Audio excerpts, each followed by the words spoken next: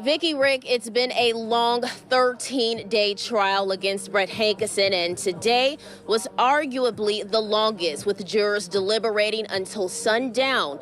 But jurors eventually came to a split verdict, acquitting Hankison on one of the civil rights charges, but finding him guilty on the most serious of the two, violating the civil rights of Breonna Taylor.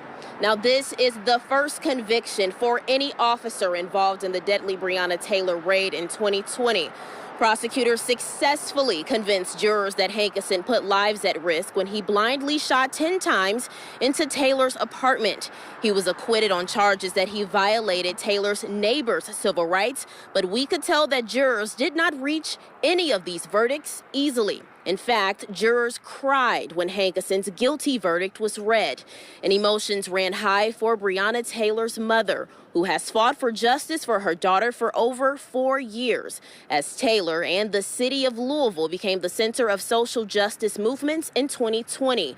Tamika Palmer spoke to media outside the courthouse after, and her reaction was, "Thank God." Now, inside the courtroom, there was a moment where she locked eyes with the U.S. attorney after the verdict was read, and she explained that was about gratitude for prosecutors. Take a listen. After the first one, I think we all was just beat down so bad nobody knew where to turn or what to think. But they reassured me that they wasn't going to give up and that they would be here as long as I was willing to be here, and they did just that. Now, Hankison, who is facing life in prison, was not taken into federal custody tonight. In fact, the judge set his sentencing hearing date for March 12th at 10 a.m. And Taylor family's attorney says this fight for further justice for Breonna is not over.